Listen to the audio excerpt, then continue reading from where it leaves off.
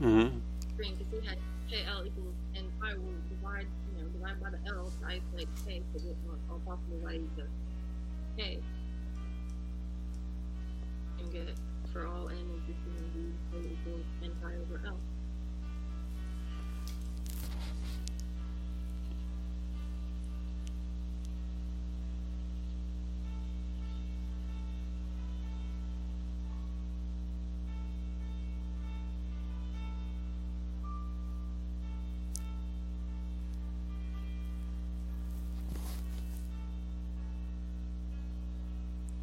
I mean, I guess what I'm trying to say is that this problem is really no different from this kind of problem that you've certainly done in high school. If you have, so for instance, if I say you have f of x equals 4 minus x squared,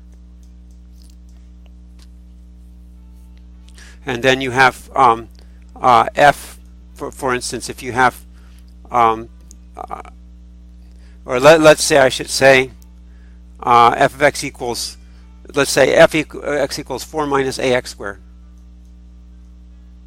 right? And then you have f of L equals 0. Then find the values of L. Find L. How would you solve that? This is really no different. How would you solve that?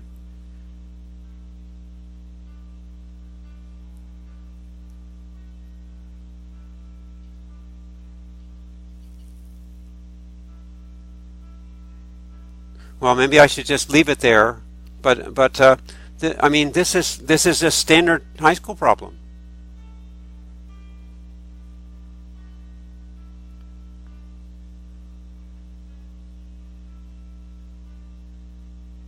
I don't know if you're messed up with the A. Suppose you put a 3 here. How would you? You plug L in and solve. That's all you did up here is plug L in and solve.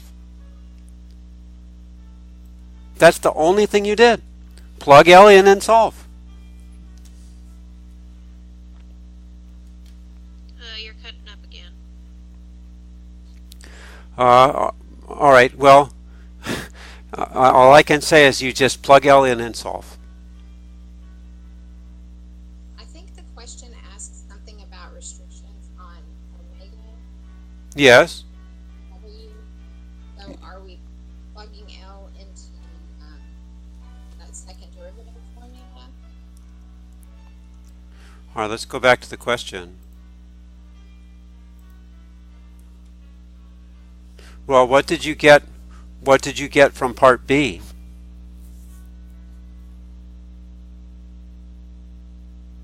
I didn't understand your question. I'm sorry. Just now, did you get an answer to part B? Yes, for B, A is plus or minus W over C. Okay. So you have K is plus or minus W over C. And then what answer did you get for part C? You've gotten the possible values of K, right?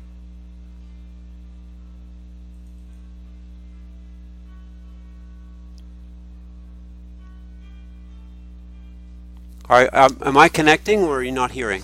Oh, I'm just trying to figure out K because I had solved for A. No, you didn't solve for X. At least you didn't hear. At least we didn't hear. Okay, I messed up somewhere. Look at this. It's not working.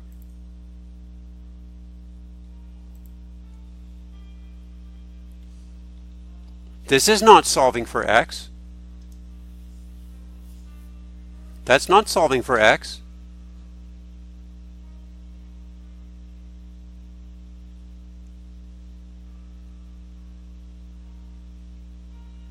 If that's what K is, what does omega have to be?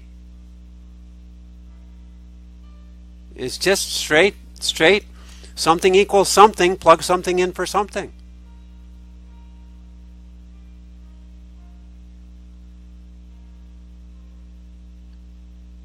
Just put the n pi L, put that in for K and set equal to W over C, and that's how you solve for W. You just multiply by C.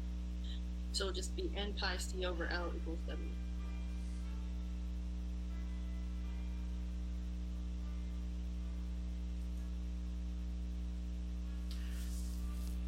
Well, there is the plus or minus also, but that's basically the idea. There's a plus or minus.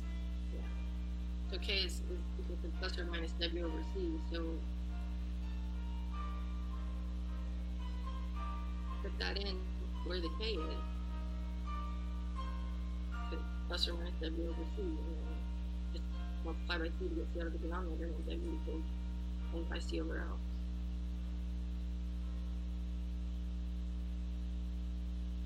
Right? Yes. Yes, that's right. Christy, does that make sense? Now it makes sense. I just had, I don't know, I had written something down incorrectly. All right.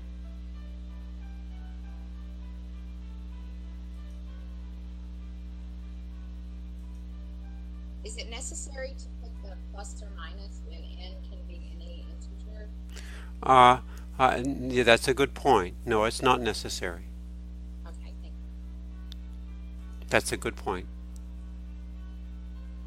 So we can erase those off. We can take those off.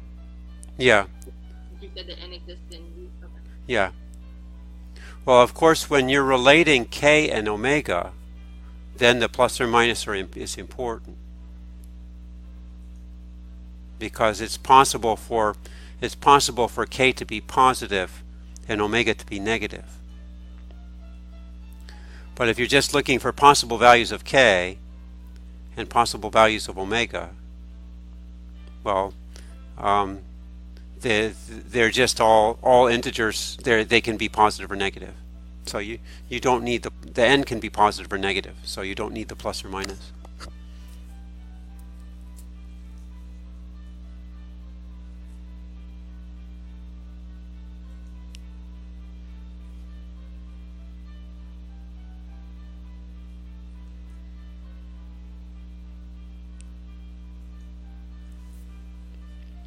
Here, let me, for the purposes of making this, we don't need that part, and we don't really need this part.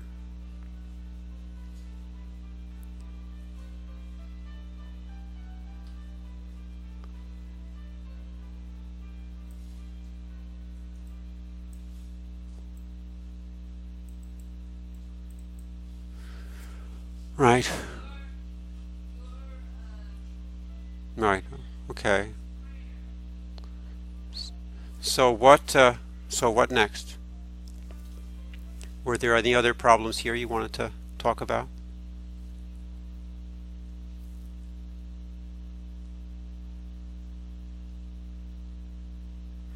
Or I could say a little bit about the next section. Are we still on? Yeah, we're still on. Okay. Yeah, we're all here. Okay. Yeah. It's so if there are any other problems you want to talk about, we can do that, or I can just say a little about the next section.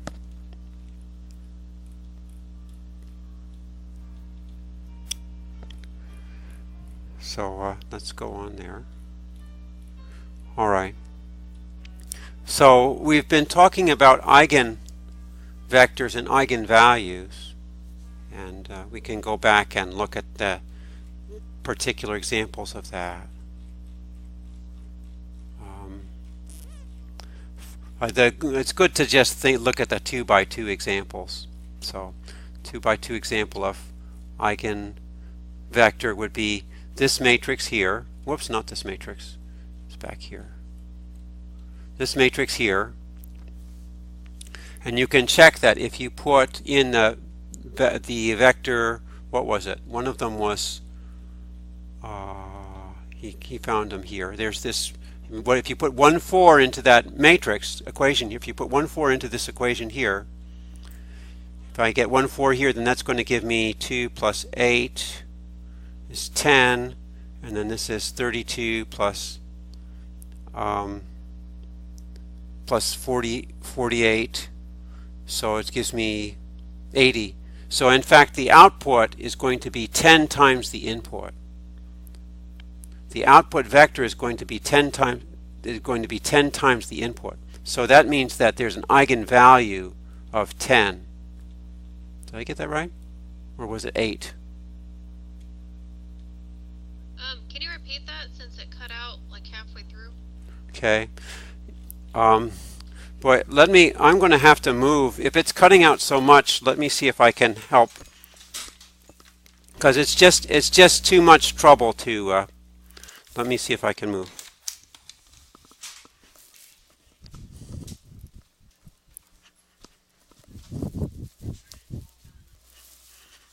I don't know if it's on my end or on your end, but it's certainly not doing very well today.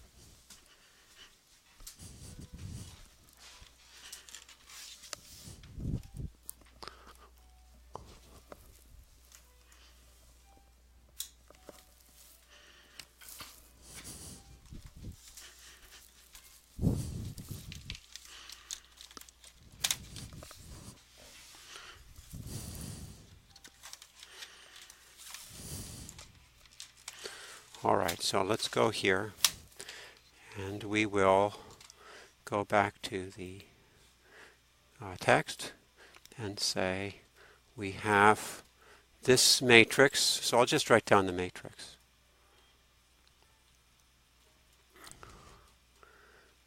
All right, he talks about invariant directions, and one example would be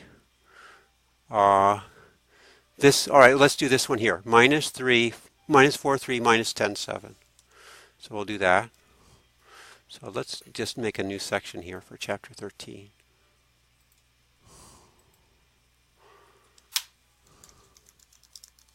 Okay. So we're going to talk about diagonalization.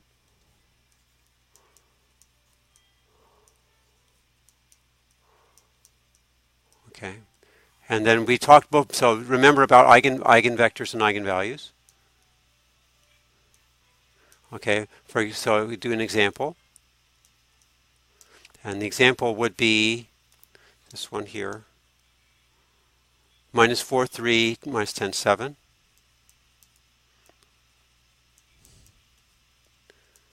And then you can verify that. Let's see here. So let's verify that. If I take -4, 3, -10, 7, and I think it was 3, 5, right? Is that what he said? 3, 5. And the output of that's going to be, well, -12 plus 15 is 3, and then -30 plus 35 is 5. All right.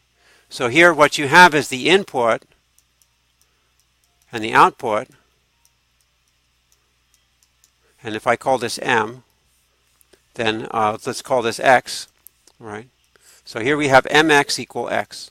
So x actually doesn't change. And let me put a 1 here, and that's actually the eigenvalue in this case. So it's not just invariant direction, the vector itself doesn't change.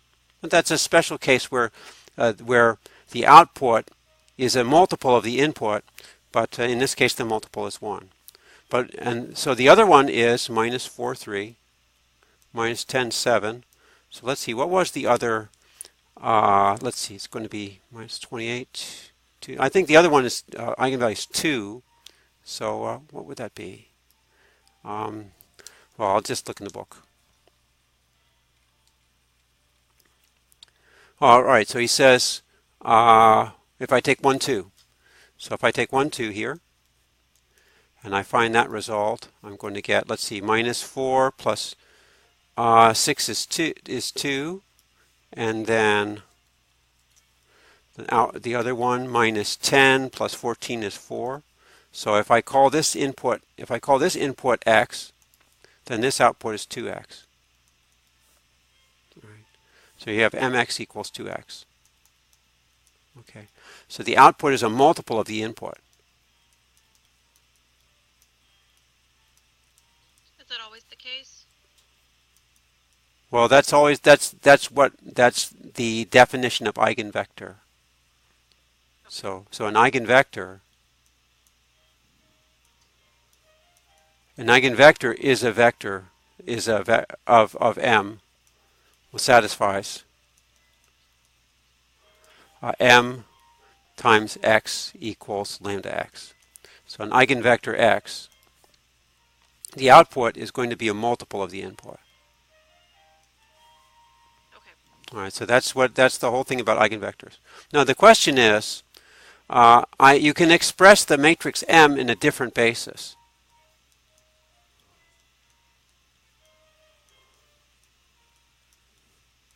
You can express M in different bases.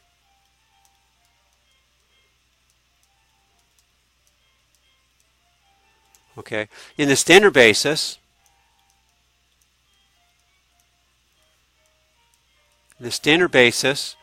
well, we have M. Then M. M is just equal to this matrix here, minus 4, 3, minus 10, 7. What does that mean? This means, well, let's take the standard basis. The standard basis is E1 equals 1, 0, and E2 equals 0, 1. So what is M of E1? Sorry, that's a 1, 0 here.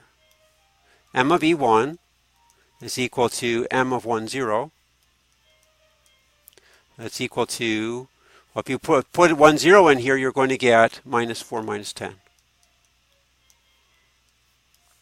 And then, so that's equal to minus 4 E1 minus 10 E2. Okay, and then M of E2 is equal to M of 0, 1. And that's going to give you what? Well, let me make sure that you're tracking here. What happens if you put 0, 1 in and multiply by M? You get 3, 7. You get 3, 7. So that's going to be equal to 3E1 plus 7E2. Okay. So you can write this as M times some linear combination of E1 and E2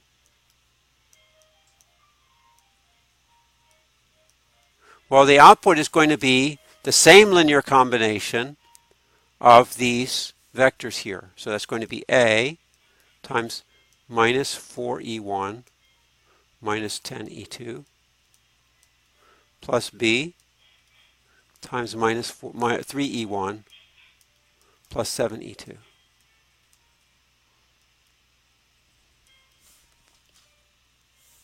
Okay. All right, now from this expression, I'm kind of going backwards here. From this expression, I can read off the matrix for M in terms of the basis E1 and E2. Okay, let me rewrite this. Let me think for a second how I want to rewrite this. I think I want to rewrite this as something times E1 plus something times E2. Right? So this is minus 4A. And then it looks like plus 3B. And then this one is going to be minus 10A. And this is plus 7B. Like that.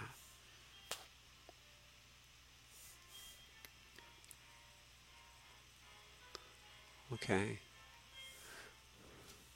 So let's see how I can write this.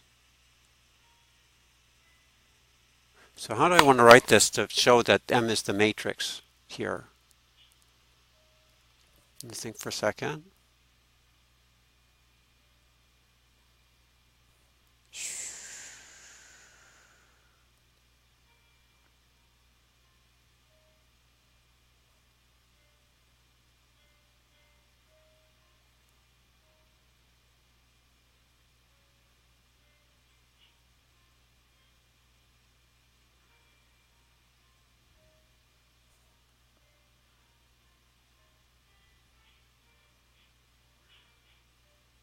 All right, so how am I going to explain this? How am I going to explain this?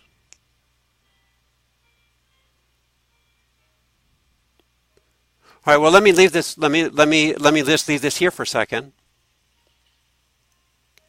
Let me just leave this here for a second, and then I just want you to notice that these coefficients here relate to the matrix M, right? This minus 4, 3 is the minus 4, 3 on top here. And the minus 10, 7 is the minus 10, 7 on the bottom. All right. So the matrix M, Do a row-reduce? I'm not thinking about row reducing right now. That's not the issue. I'm just trying to relate M in standard basis to this kind of expression. All right. So just roll with me for a second here. All right. I do have this expression which is true for the standard basis. So E1 and E2 is the standard basis. All right. Now, I want to do the same thing. Let's do the same thing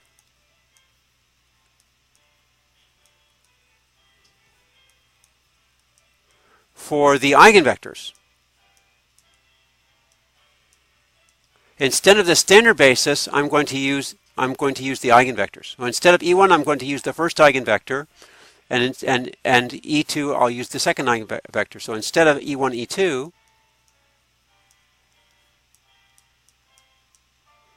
I'm going to use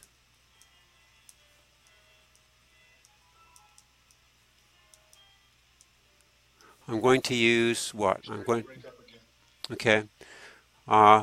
So instead of the standard basis, I'm going to use the two eigenvectors. The two eigenvectors are 1, 2 and 3, 5. So I'm going to use, am I still breaking up? Hello? We lost your screen. Okay. I'm going to switch to Chrome. That might be better. So I'm going to hang up for a second and switch over to Chrome. Okay, so the matrix that we started out with in our example was in the standard basis. And now we're changing it to a different basis. So the question really comes down to, how do you change a matrix between two bases? If I know the matrix in one basis, how do I find the matrix in another basis? So that's what this question is right here. Suppose we have two ordered bases, S V1 to Vn and S prime V1 prime to Vn prime. So if you have your matrix in terms of this basis, how do you express it in terms of this matrix? All right, so he's going to go through this derivation here. So first of all, since V1 through Vn is a basis, I can express all of these vectors here as linear combination. Well, rather than do this general example, why don't I do a specific example and continue to work with this example here? So what I want to do is,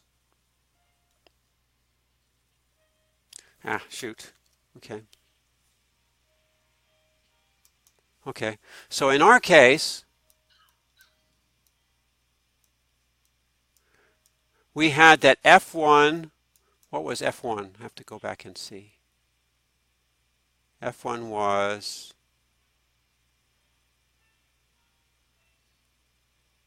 our two vectors were what? F1 was 1, 2, and F2 was 3, 5. And I'd better write down M again, because I'll forget that.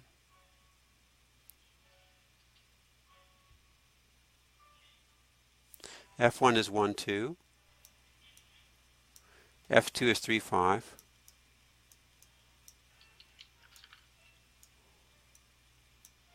And then I had M was equal to minus 4, 3, minus 10, 7, right? So in fact, I can write F1 what this means is that F1 is equal to 1E1 plus 2E2, right?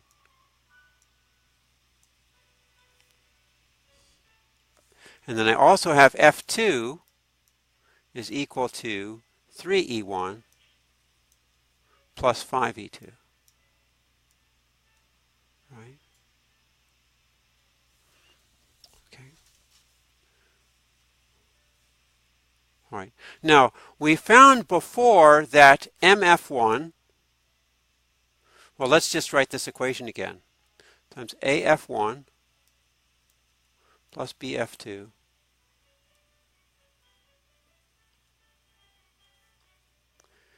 is, all right, well, let me say it this way. I think I can do it more quickly this way. So that means, well, all right, so if I write AF1 plus BF2,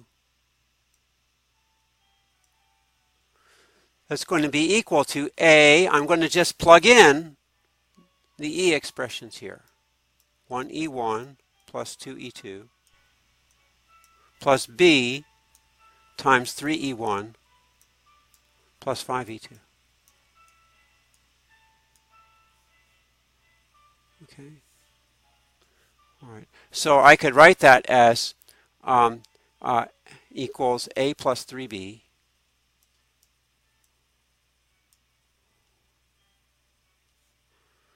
A plus 3B E1 plus, and then this is going to be, for E2, what do I get? 2A 2A plus 5B. 5B E2. All right. So what is this telling me? This is telling me that the vector AB in F basis is equal to the vector A plus 3B to A plus 5B in E basis. So AB in F basis is equal to this matrix A plus 3B and 2A plus 5B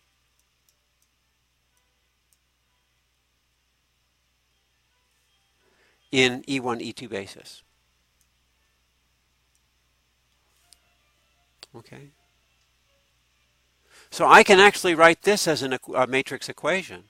This is equal to some matrix times AB.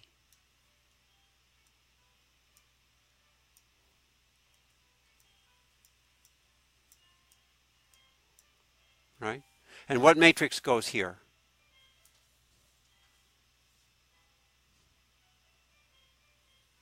How can I express this vector as a matrix times AB? 1, 3, 2, 5. This would be 1, 3, 2, 5. That's right. Okay. I'm sorry. This. So that means that that means that the E1, E2 expression. So hang on a second. Let me see if I wrote this correctly.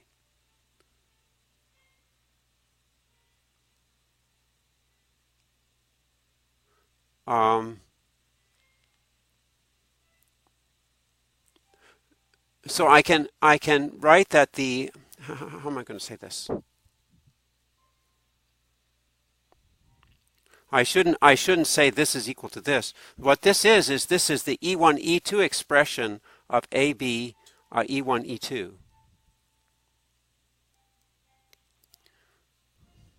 So I think the better way to say this would be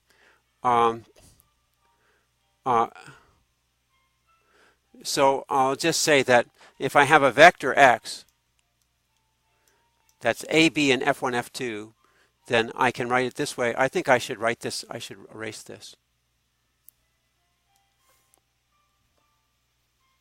Okay. So I can say, I should say it like this. I should say that x in F1, F2 basis, whoops, sorry. In an F1, let's do it this way.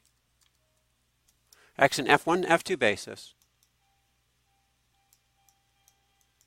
is equal to AB, and X in the E1, E2 basis is equal to 1, 3, 2, 5 times AB.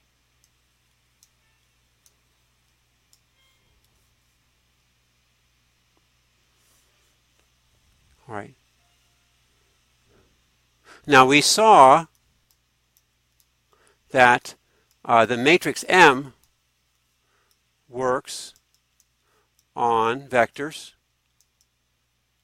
in the F1, F2 basis like this. M acting on X in the F1, F2 basis is equal to, I think it was 2001.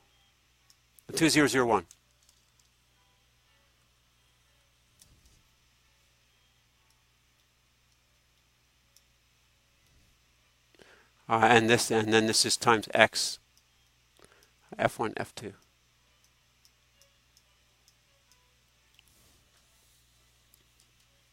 Okay. All right.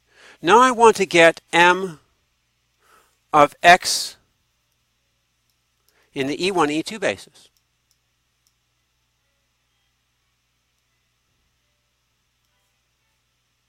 Okay.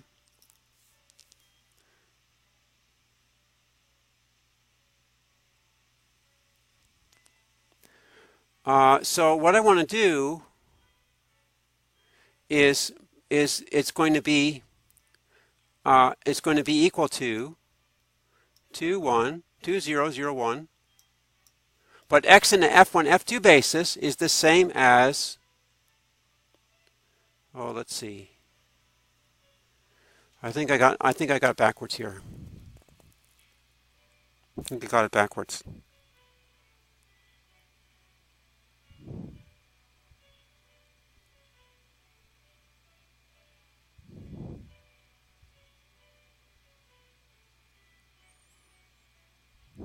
All right, I think I was overconfident here.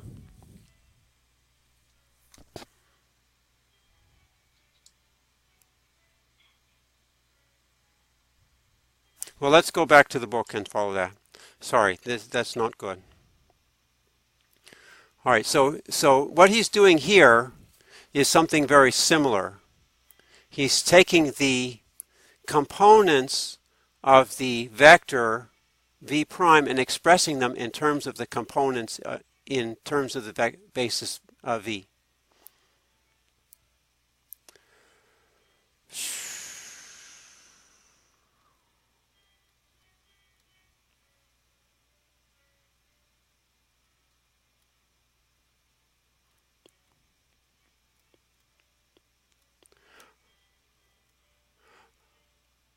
All right. I think that the best thing for me to do now is just, I realize that I have to think this out more clearly. So what I'm going to do is I will just make a video that you can watch after Thanksgiving, because I don't want to waste your time feeling around with this. I should have thought this out better, and I apologize. So I think that's what I'll do before next Tuesday. I'll make a video that expresses this, does this through some simple examples. And then on Tuesday we can try to work on some problems. So if you don't have any more questions on the homework that's due tomorrow, we can just wrap it up for tonight. So again, I apologize. I should have had this better prepared. You're fine. Okay. So do we have any assignments for No. this week? No. Just finish up the homework for Wednesday. Okay. That's all. On Sunday, we looked at number 6. Okay. For the homework. Right. And I'm still struggling with the very, very last part of it. All right. Let's take a look then.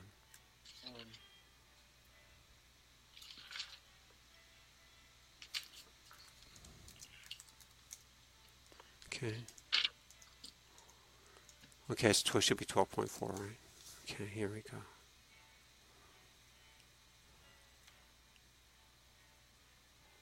Whoops, missed. Okay, let's go to previous. Okay, here we are. All right. All right, so you've got a projection. I think I have this somewhere. In my, didn't I do this somewhere? Was it in chapter 11? I think I wrote some of this down. Yeah, you did. I think it's in chapter 11. Yeah, okay.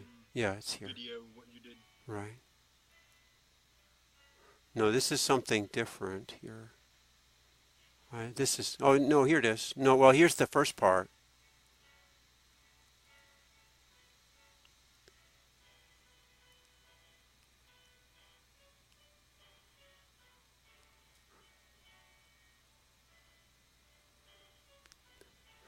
But it looks like there's nothing here on projection, though. Unless I put it here. Did I put it up here? Oh, yeah, it should be here. Problem 6. Okay, there it is. Let me try to move this page over so you can see it. At one point you were asking us to find a vector P that would, a 2 by 2 vector P that would, Right. if you square it, you get P. Yeah, so you found one. Yeah, I think that did a 2, 1, negative 2, negative 1. Aren't there are 5 in art in the 2 by 2? Well, there's lots of them. Yeah, because I think as long as you have your last column to be 1, negative 1, your first column, as long as the positive and negative are the same answer. I don't know if that's quite true. I don't know if it's true. It's worked for a couple that I've done. I don't know if it works for all of them. All right, so let's look at this then. So what are you saying would be a projection? I have a 2, 1, negative 2, negative 1. 2, 1, negative 2, negative 1. Okay. And then if you take that, and if you take this, if you square that, and I'm going to get 4 minus 2 is 2. And then here I'm going to get 2 minus 1, which is 1. Then here I've got a minus 4 plus 2, so that's minus 2. Yeah, that seems to work okay.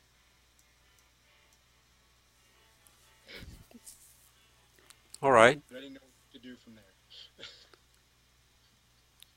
All right. So, all right, now, so you want to show, you want to show that P has a non-zero eigenvector. Well, can you find an eigenvector for this?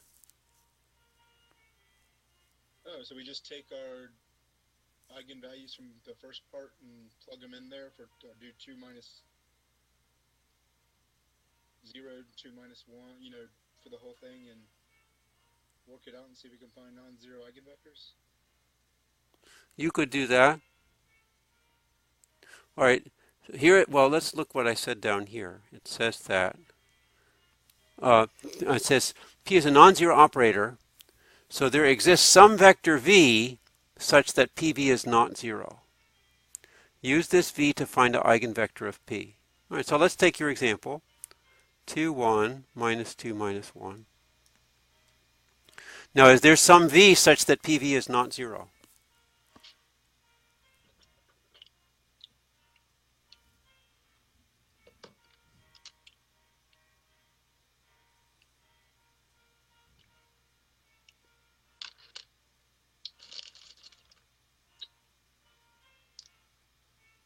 All right, so can I find a vector over here such that the result is not zero?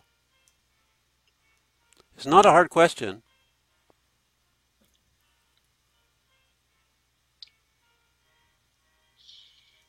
Or do you always get 0? 1, 0. 1, 0. Okay, yeah, just choose something simple. Okay, that's 2 minus 2. Okay, result there is 2 minus 2. All right, so that's certainly not an eigenvector. So here we have PV. Now, what else do you know about projections? What's the defining property of projections?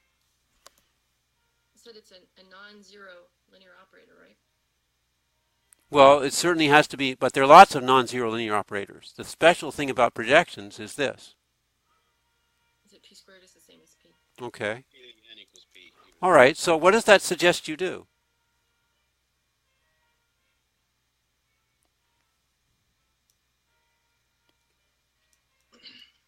There's no p squared in this equation. If you want to make use of this property, you're going to have to take a p squared somewhere.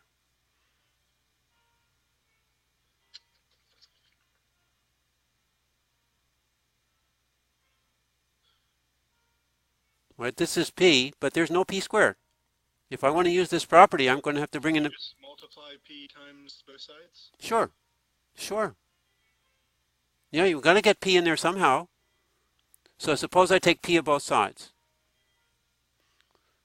So that would mean if I take 2, 1, minus 2, minus 1 times 2, 1, minus 2, minus 1 times 1, 0. And that's equal to 2, 1, minus 2, minus 1 times 2, negative 2. And what's the answer?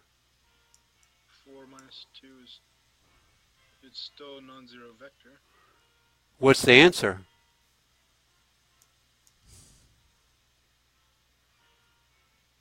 Work it out.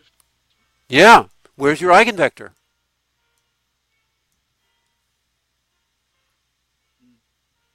Where's your eigenvector? It's staring you in the face. 2, negative 2. So confused. Why are you confused? You did it. You just multiplied both sides by p. And you found an eigenvector. Okay. Now the question is, can you always do that? What was special about this this situation that made that happen? P was non-zero. Well, P gave you a non-zero result. But if I had done this instead of with 1, 0, if I had done it with some other vector, would I come up with a different result? Was the 1, 0 special? Was I just lucky? That's our eigenvectors, our eigen values, aren't they? Where's my paper? All right, well, suppose you put a different vector in here.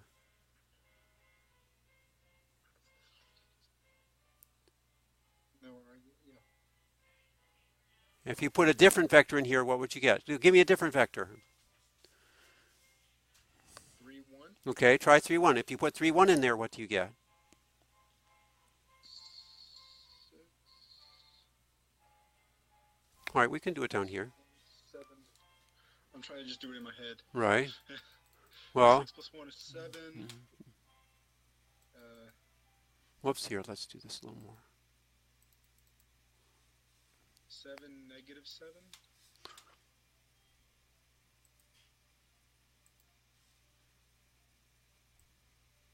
Okay.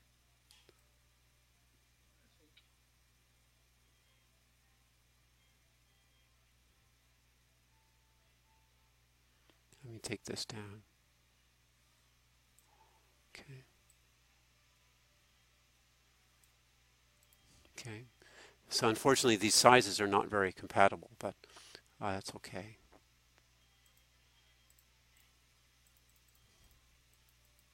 All right, so let's try a different one. Well,